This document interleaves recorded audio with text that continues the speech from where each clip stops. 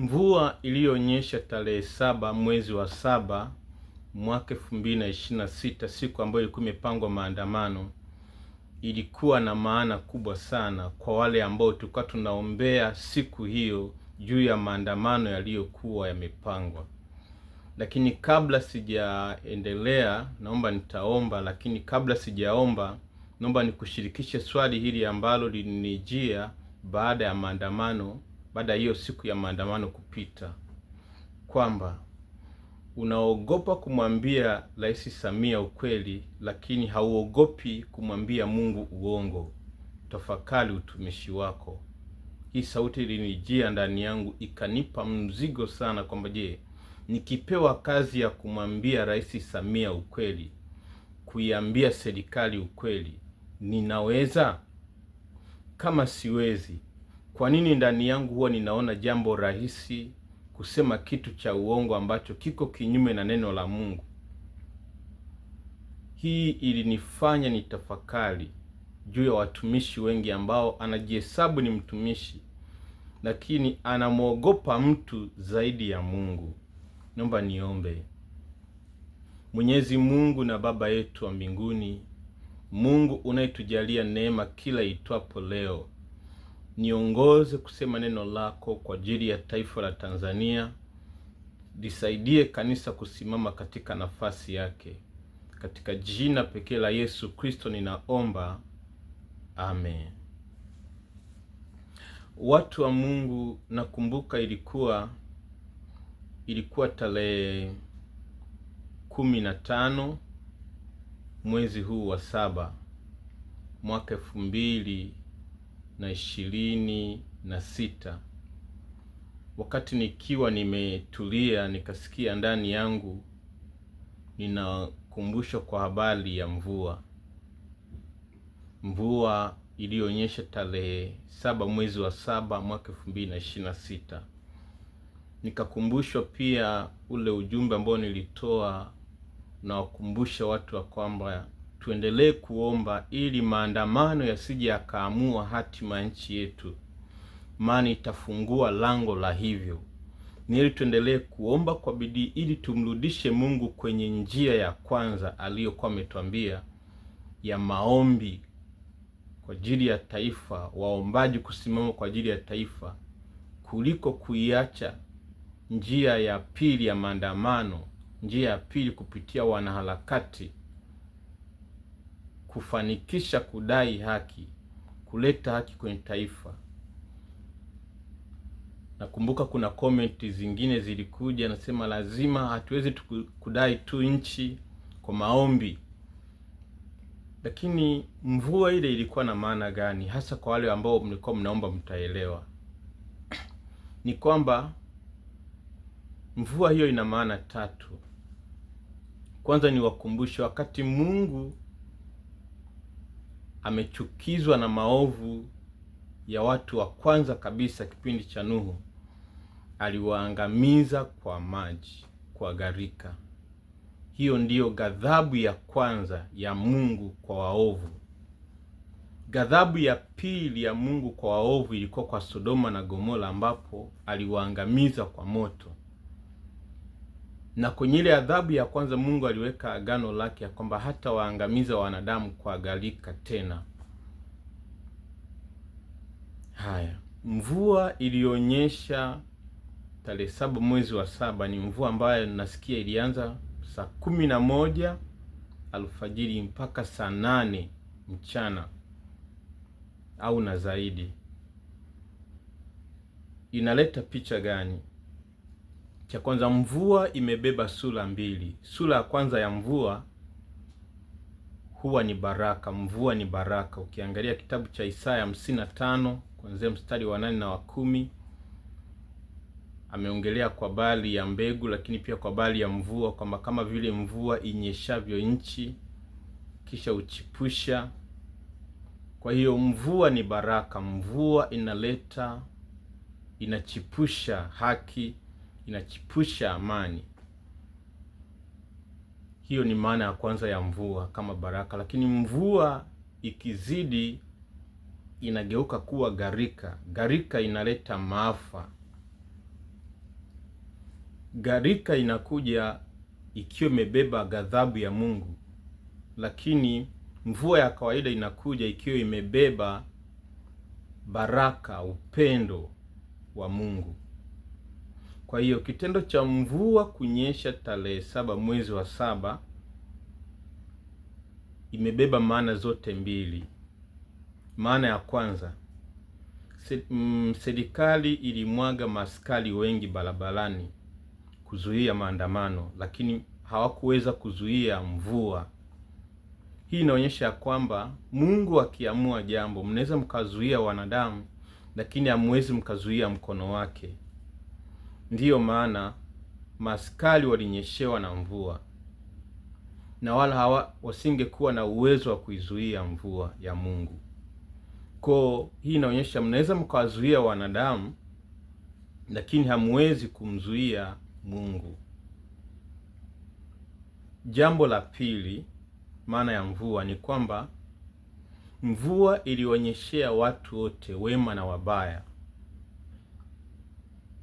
haikubagua.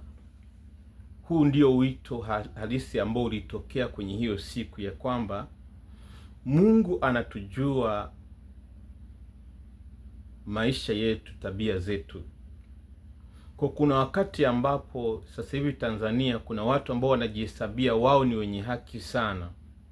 Kwa badala ya kusimama mbele za Mungu kuomba kwa ajili ya nchi ili Mungu asilete mabaya, kuwaombea wale ambao wamesababisha machafuko ya tarehe 29 mwezi wa 10 2025, kusimama kama mpatanishi, wanaona sio maandiko. Na watu ambao wanasimama kwa nia safi kulingana na neno la Mungu, wanawaona kama ni watu waliolipwa. Lakini ukirudi kwa neno la Mungu, Yesu alisimama kwa ajili ya waovu, sio kwa sababu walikuwa wamemlipa, bali kuonyesha upendo wa Mungu kwa watu wote, hata wenye dhambi. Kwa kama sisi watumishi wa Mungu hatutaonyesha ule upendo wa Mungu, kwamba Mungu hafurahii kifo cha mwenye dhambi. Biblia imesema hivyo.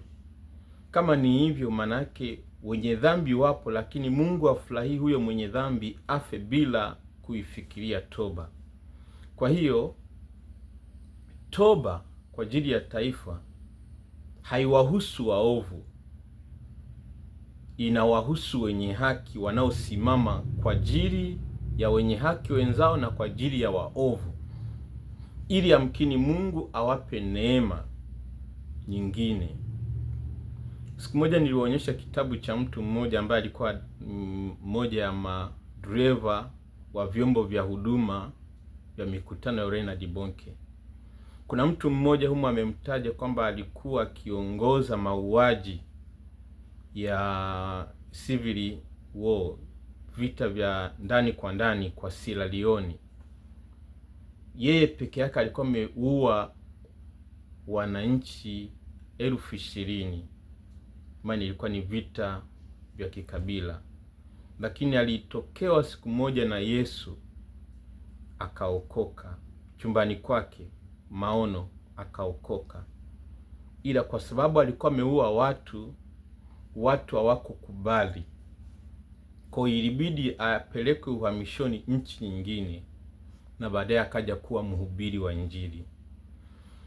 Tafakari huo upendo na huruma ya Mungu haielezeki. Kwa kuna wakati ambapo sisi kama wanadamu tunataka tumfunue Mungu kulingana na kiwango cha huruma zetu, upendo wetu. Yaani kuna wakati huruma yetu inafikia ukomo. Kwa tunajikuta kama watumishi wa Mungu tunasimama kwenye huruma yetu na sio kwenye huruma ya Mungu. Kwa hiyo hatutafuti kuitisha maombi ya kitaifa kwa ajili yetu, bali kwa ajili yetu na hata wenye dhambi, ili wapate nafasi ya toba. Mwisho nimalizia andiko hili.